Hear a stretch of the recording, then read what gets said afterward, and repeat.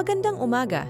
Ngayon, sumisid tayo sa isang mahalagang paksang pangkalusugan na nakakaapekto sa maraming tao, ngunit madalas na hindi napapansin hanggang sa huli na sakit sa mataba sa atay, na kilala rin bilang hepatic steatosis. Nangyayari ang kondisyong ito kapag naipon ang labis na taba sa atay, na posibleng humahantong sa malubhang komplikasyon gaya ng cirrhosis o cancer sa atay. Ang maagang pagsusuri at pagkilala sa mga sintomas ay mahalaga para maiwasan ang mga seryosong resultang ito. Ang fatty liver disease o hepatic steatosis ay isang laganap na kondisyon na nailalarawan sa pamamagitan ng akumulasyon ng taba sa mga selula ng atay. Ang isa sa mga pangunahing sintomas ng kondisyong ito ay ang paghihirap o pananakit ng tiyan, lalo na sa kanang itaas na kwadrante ng tiyan. Ang discomfort na ito ay nagmumula sa paglaki ng atay, isang estado na kilala bilang hepatomegaly. Kapag lumaki ang atay, maaari itong magbigay ng presyon sa mga katabing istruktura at sarili nitong kapsula na nagdudulot ng matinding pananakit o kakulangan sa ginhawa sa apektadong bahagi. Ang isa pang kapansin-pansing sintomas ng fatty liver disease ay ang pamamaga ng tiyan, na medikal na tinutukoy bilang ascites. Ang sintomas na ito ay nangyayari habang lumalala ang paggana ng atay, na humahantong sa pagtaas ng presyon sa mga ugat na naghahatid ng dugo sa atay. Ang mataas na presyon ay nagreresulta sa akumulasyon ng likido sa lukab ng tiyan, na nagiging sanhi ng kapansin-pansing pamamaga. Bukod pa rito, ang jaundice na nailalarawan sa pamamagitan ng isang madilaw-dilaw na tint sa balat at mga mata ay isang malinaw na tagapagpahiwatig ng dysfunction ng atay.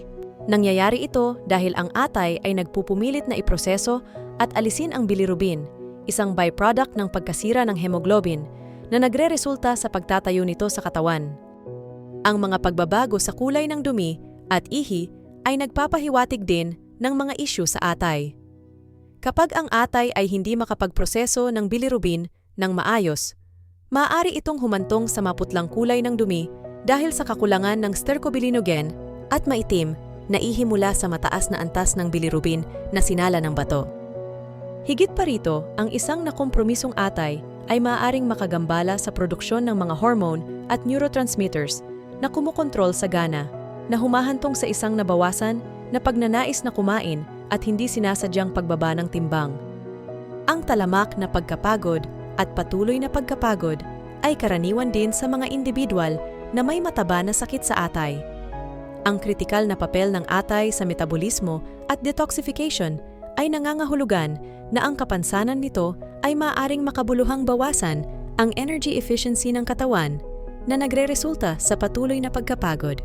Ang maliliit at lumawak na mga daluyan ng dugo ay nabubuo dahil sa mga abnormalidad sa sirkulasyon na dulot ng malfunction ng atay.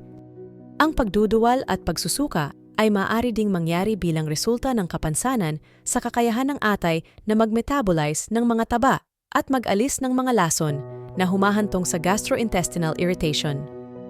Bukod pa rito, ang madaling pasa at pagdurugo ay maaaring magpahiwatig ng pagbawas sa produksyon ng mga kadahilanan ng pamumuo ng dugo, na sumasalamin sa nabawasan na kakayahan ng atay na mag-synthesize ng mahahalagang protina para sa coagulation.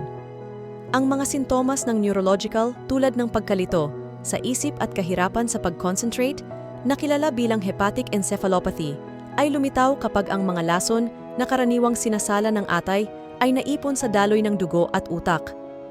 Ang build-up na ito ay maaaring humantong sa mga makabuluhang kapansanan sa pag-iisip.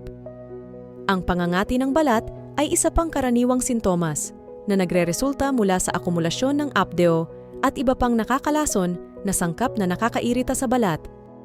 Higit pa rito, ang edema o pamamaga sa mga binti at paa ay maaaring umunlad dahil sa pagtaas ng presyon sa mga ugat na nagbibigay ng dugo sa atay, isang kondisyon na kilala bilang portal hypertension. Pinipilit ng presyon na ito ang mga likido na lumabas sa mga daluyan ng dugo at papunta sa mga nakapaligid na tisyu, na nagiging sanhi ng kapansin-pansing pamamaga. Ang pagkilala sa mga sintomas ng fatty liver disease ay napakahalaga para sa maagang interbensyon at pag-iwas sa mga seryosong komplikasyon. Bagamat hindi lahat ng kaso ng hepatic steatosis ay umuusad sa malalang kondisyon tulad ng cirrhosis o cancer sa atay. Salamat sa panunood At kung nakita mong kapaki-pakinabang ang impormasyong ito, mangyaring suportahan ang aming channel sa pamamagitan ng pag-like, pag-komento, pag-subscribe o pagpapadala ng sobrang salamat. Ang iyong suporta ay tumutulong sa amin na lumikha ng mas mahalagang nilalaman. Manatiling malusog at mag-ingat